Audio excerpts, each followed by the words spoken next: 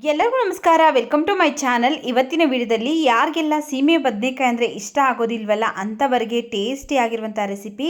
ಈ ರೆಸಿಪಿನ ಮಾಡಿ ಕೊಟ್ಟಿದ್ದೆ, ಆದರೆ ಅವರೇ ಕೇಳಿ ಮಾಡಿಸ್ಕೊಂಡು ತಿಂತಾರೆ, ಅಷ್ಟು ಟೇಸ್ಟಿ ಆಗಿರುತ್ತೆ. ನೋಡಿ, ಇಲ್ಲಿ 2 ಸೀಮೆ ಬದನೆಕಾಯಿನ ಫಸ್ಟು ಚೆನ್ನಾಗಿ ತೊಳೆದು ಒಳಗಡೆ ಇರುವಂತಹ ಬೀಜನೆಲ್ಲ ತೆಗೆದು ಈ ರೀತಿ ಸಣ್ಣದಾಗಿ ಹೆಚ್ಚಿ ತಗೊಂಡಿದ್ದೀನಿ. ಹಾಗೆಯೇ ಒಂದು ಬಾಣಲೆ ಬಿಸಿಗಿಟ್ಟು 2 ಟೇಬಲ್ ಸ್ಪೂನ್ ಆಗೋಷ್ಟು ಎಣ್ಣೆ ಹಾಕ್ಕೊಳ್ತಾ ಇದ್ದೀನಿ. ಎಣ್ಣೆ ಬಿಸಿ ಆದಮೇಲೆ ಅರ್ಧ ಸ್ಪೂನ್ ಸಾಸಿವೆ, ಅರ್ಧ ಸ್ಪೂನ್ ಉದ್ದಿನಬೇಳೆ, 1 ಸ್ಪೂನ್ ಕಡಲೆಬೇಳೆ, ಸ್ವಲ್ಪ ಹಸಿ ಕರಿಬೇವಿನ ಸೊಪ್ಪನ್ನು ಹಾಕಿ ಕಡಲೆಬೇಳೆ ಮತ್ತು ಉದ್ದಿನಬೇಳೆ ಲೈಟಾಗಿ ಕಲರ್ ಚೇಂಜ್ ಆಗೋವರೆಗೂ ಫ್ರೈ ಮಾಡ್ಕೊಳ್ತಾ ಇದ್ದೀನಿ. ನೋಡಿ, ಈಗ ಫ್ರೈ ಮಾಡಿಕೊಂಡು ಈಗ ಇದಕ್ಕೆ ನಾನು ಒಂದು ದೊಡ್ಡ ಸೈಜ್ ಈರುಳ್ಳಿನ ಕಟ್ ಮಾಡಿ ಸೇರಿಸ್ತಾ ಇದ್ದೀನಿ. ಒಂದು 4ರಿಂದ 5 ಹಸಿಮೆಣಸಿನಕಾಯಿ ಹಾಕ್ಕೊಳ್ತಾ ಇದ್ದೀನಿ. ನೀವು ಬೇಕಿದ್ದರೆ ಚಿಕ್ಕ ಸೈಜ್ದಾದರೆ 2 ಈರುಳ್ಳಿನ ಹಾಕ್ಕೊಳ್ಳಿ. ಈರುಳ್ಳಿ ಮತ್ತು ಹಸಿಮೆಣಸಿನಕಾಯಿ ಎರಡನ್ನೂ ಸಹ ಲೈಟಾಗಿ ಕಲರ್ ಚೇಂಜ್ ಆಗೋವರೆಗೂ ಫ್ರೈ ಮಾಡಿಕೊಂಡು ಈಗ ಇದಕ್ಕೆ ನಾವು ಫಸ್ಟನ್ನೇ ಕಟ್ ಮಾಡಿ ತೊಗೊಂಡಿದ್ರಲ್ಲ ಸೀಮೆ ಬದನೆಕಾಯಿ, ಆ ಸೀಮೆ ಬದನೆಕಾಯಿನ ಈಗ ಇದಕ್ಕೆ ಹಾಕ್ಕೊಂಡು ಚೆನ್ನಾಗಿ ಮಿಕ್ಸ್ ಮಾಡ್ಕೊಳ್ತಾ ಇದ್ದೀನಿ. ನೋಡಿ, ಈಗ ಚೆನ್ನಾಗಿ ಒಂದ್ಸರಿ ಮಿಕ್ಸ್ ಮಾಡ್ಕೊಂಡಾಗಿದೆ. ಈಗ ಇದ್ರ ಮೇಲೆ ಲಿಡ್ನ ಕ್ಲೋಸ್ ಮಾಡಿ ಒಂದು 3ರಿಂದ 4 ನಿಮಿಷ ಮಧ್ಯೆ ತಿರುಗಿಸ್ತಾ ಬೇಯಿಸ್ಕೊಳ್ಬೇಕು. ಇದರಲ್ಲಿರುವಂತಹ ನೀರಿನಂಶನೇ ಚೆನ್ನಾಗಿ ಬಿಟ್ಕೊಂಡು ಸೀಮೆ ಬದನೆಕಾಯಿ ಚೆನ್ನಾಗಿ ಸಾಫ್ಟಾಗಿ ಬೇಯಬೇಕು. ಅದರಿಂದ ಇಲ್ಲಿ ನಾನು 3ರಿಂದ 4 ನಿಮಿಷ ಬೇಯಿಸ್ಕೊಳ್ತಾ ಇದ್ದೀನಿ. ಇದನ್ನು ಬೇಯೋದಕ್ಕಿಟ್ಟು ನಾವು ಒಂದು ಮಸಾಲೆ ರೆಡಿ ಮಾಡ್ಕೊಳ್ಳೋಣ. ಅದಕ್ಕೋಸ್ಕರ ಬಾಣಲಿ ಬಿಸಿಗಿಟ್ಟು ಒಂದು 4 ಪೀಸ್ ಆಗೋಷ್ಟು ಲವಂಗ, 2 ಪೀಸ್ ಚಕ್ಕೆ, 1 ಸ್ಪೂನ್ ಧನಿಯಾ, ಹಾಗೆಯೇ ಇಲ್ಲಿ 3 ಬ್ಯಾಡಗಿ ಮೆಣಸಿನಕಾಯಿ, ಒಂದು 2 ಸ್ಪೂನ್ ಆಗೋಷ್ಟು ಒಣಕೊಬ್ಬರಿ ಹಾಕ್ಕೊಂಡಿದ್ದೀನಿ. ಒಣಕೊಬ್ಬರಿ ನಿಮ್ಮ ಹತ್ರ ಇಲ್ಲ ಅಂದರೆ ನೀವು ಹಸಿ ಕೊಬ್ಬರಿ ಹಾಕ್ಕೊಳ್ಬೋದು. ಒಣಕೊಬ್ಬರಿ ಹಾಕೋದ್ರಿಂದ ಟೇಸ್ಟ್ ಚೆನ್ನಾಗಿರುತ್ತೆ. ಅದರಿಂದ ನಾನಿಲ್ಲಿ ಒಂದು 2 ಸ್ಪೂನ್ ಆಗೋಷ್ಟು ಒಣಕೊಬ್ಬರಿ, ಹಾಗೆಯೇ ಒಂದು ಅರ್ಧ ಸ್ಪೂನ್ ಆಗೋಷ್ಟು ಜೀರಿಗೆನೂ ಸಹ ಹಾಕ್ಕೊಂಡು ಸ್ಟೌರಿನ ಲೋ ಫ್ಲೇಮಲ್ಲಿ ಇಟ್ಕೊಂಡು ಚೆನ್ನಾಗಿ ಫ್ರೈ ಮಾಡ್ಕೊಳ್ತಾ ಇದ್ದೀನಿ. ಇವಿಷ್ಟು ಒಳ್ಳೆ ಘಮ ಬರಬೇಕು, ಆ ರೀತಿಯಾಗಿ ಫ್ರೈ ಮಾಡ್ಕೊಳ್ತಾ ಇದ್ದೀನಿ. ಇದು ಸೀಸೋದಕ್ಕೆಲ್ಲ ಹೋಗಬೇಡಿ, ಸೀಬಾರ್ದು. ಹಾಗೆಯೇ ಒಳ್ಳೆ ಘಮ ಬರಬೇಕು. ಆಗ ಸ್ಟವ್ ಆಫ್ ಮಾಡಿಕೊಂಡು ಒಂದು ಮಿಕ್ಸಿ ಜಾರ್ಗೆ ಹಾಕ್ಕೊಳ್ತಾ ಇದ್ದೀನಿ. ಪೌಡ್ರ್ ಮಾಡ್ಕೊಳ್ಬೇಕು.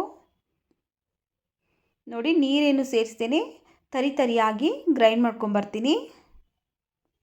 ನೋಡಿ, ಈ ರೀತಿಯಾಗಿ ನೀರೇನು ಸೇರಿಸ್ತೇನೆ, ತರಿಯಾಗಿ ಗ್ರೈಂಡ್ ಮಾಡ್ಕೊಂಡಿದ್ದೀನಿ. ಈಗ ಇದಕ್ಕೆ ನಾನು 2 ಟೊಮೆಟೊ ಹಣ್ಣನ್ನು ಕಟ್ ಮಾಡಿ ಸೇರಿಸಿ, ಹಾಗೆಯೇ ಒಂದು ಅರ್ಧ ಗಡ್ಡೆ ಆಗೋಷ್ಟು ಬೆಳ್ಳುಳ್ಳಿನೂ ಸಹ ಹಾಕ್ಕೊಂಡು ನುಣ್ಣಗೆ ಗ್ರೈಂಡ್ ಮಾಡ್ಕೊಂಬರ್ತೀನಿ. ಟೊಮೆಟೊ ಅಲ್ಲಿರುವಂತಹ ನೀರಿನಂಶನೇ ಸಾಕಾಗುತ್ತೆ, ನೀರೇನು ಸೇರಿಸ್ತೇನೆ. ಹಾಗೆಯೇ ಚೆನ್ನಾಗಿ ನೋಡಿ ಈ ರೀತಿಯಾಗಿ ನುಣ್ಣಗೆ ಗ್ರೈಂಡ್ ಮಾಡ್ಕೊಂಡಿದ್ದೀನಿ. ಈಗ ಇದನ್ನು ಸೈಡ್ಗೆ ಇಟ್ಟು ನೋಡಿ, ಇಲ್ಲಿ ಒಂದು 3ರಿಂದ 4 ನಿಮಿಷ ಆಗಿದೆ. ಸ್ಟೌರಿನ ಲೋ ಟು ಮೀಡಿಯಮ್ ಫ್ಲೇಮಲ್ಲಿ ಇಟ್ಕೊಂಡು ಚೆನ್ನಾಗಿ ಬೇಯಿಸ್ಕೊಳ್ತಾ ಇದ್ದೀನಿ. ಇದರಲ್ಲಿರುವಂಥ ನೀರಿನಂಶನೇ ಬಿಟ್ಕೊಂಡು ಚೆನ್ನಾಗಿ ಬೇಯ್ತಾ ಬಂದಿದೆ. ನೋಡಿ, ಇಲ್ಲಿ ಒಂದು 3/4 ಭಾಗದಷ್ಟು ಈ ಸೀಮೆ ಬದನೆಕಾಯಿ ಎಲ್ಲ ಚೆನ್ನಾಗಿ ಬೆಂದಿದೆ. ಇಷ್ಟು ಬೆಂದರೆ ಸಾಕಾಗುತ್ತೆ, 3/4 ಭಾಗದಷ್ಟು. ಈಗ ನಾವು ರುಬ್ಬಿಟ್ಕೊಂಡಿದ್ರಲ್ಲ ಮಸಾಲ, ಆ ಮಸಾಲಾನ ಈಗ ಇದಕ್ಕೆ ಸೇರಿಸ್ತಾ ಇದ್ದೀನಿ. ಈ ಸೀಮೆ ಬದನೆಕಾಯಲ್ಲಿ ಸಾರು ಮಾಡಿದ್ರೆ ಕೆಲವೊಬ್ಬೊಬ್ಬರಿಗೆ ಇಷ್ಟ ಆಗೋದಿಲ್ಲ, ಸೀಮೆ ಬದನೆಕಾಯಿ ನೀರು ಥರ ಬಿಟ್ಕೊಂಡ್ಬಿಡುತ್ತೆ ಅಂತ. ಈ ರೀತಿ ಗ್ರೇವಿ ಮಾಡಿ ಕೊಡಿ, ಅವರೇ ಕೇಳಿ ಮಾಡಿಸ್ಕೊಂಡು ತಿಂತಾರೆ, ಅಷ್ಟು ಟೇಸ್ಟಿ ಆಗಿರುತ್ತೆ. ನೋಡಿ, ರುಬ್ಕೊಂಡಿರುವಂತಹ ಮಸಾಲೆ ಸೇರಿಸಿದಾದ್ಮೇಲೆ ಒಂದು 1/4 ಟೀ ಸ್ಪೂನ್ ಆಗೋಷ್ಟು ಅರಿಶಿನ ಪುಡಿ, ಅರ್ಧ ಸ್ಪೂನ್ ಆಗೋಷ್ಟು ರೆಡ್ ಚಿಲ್ಲಿ ಪೌಡರ್ನ ಹಾಕ್ಕೊಂಡು ಚೆನ್ನಾಗಿ ಮಿಕ್ಸ್ ಮಾಡಿ ಈಗ ಲಿಡ್ನ ಕ್ಲೋಸ್ ಮಾಡಿ ನಾವು 2ರಿಂದ 3 ನಿಮಿಷ ಬೇಯಿಸ್ಕೊಳ್ಬೇಕು. ಇದರಲ್ಲಿರುವಂಥ ಹಸಿ ಸ್ಮೆಲ್ಲೆಲ್ಲ ಹೋಗಬೇಕು.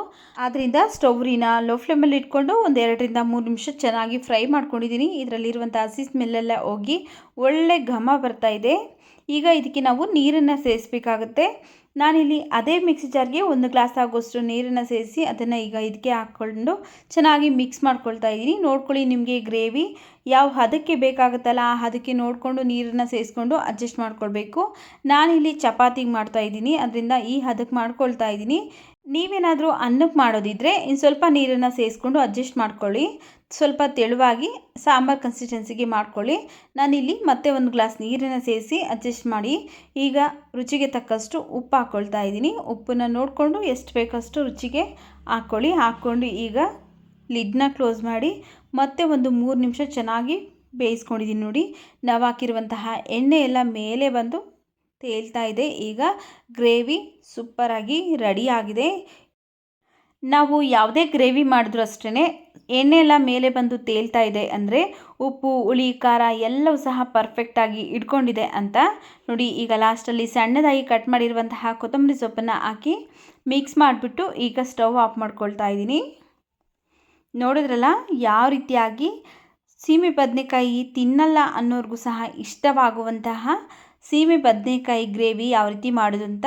ವಿಡಿಯೋ ಇಷ್ಟ ಆಗಿದರೆ ವಿಡಿಯೋಗೊಂದು ಲೈಕ್ ಮಾಡಿ, ವಿಡಿಯೋವನ್ನು ಶೇರ್ ಮಾಡಿ.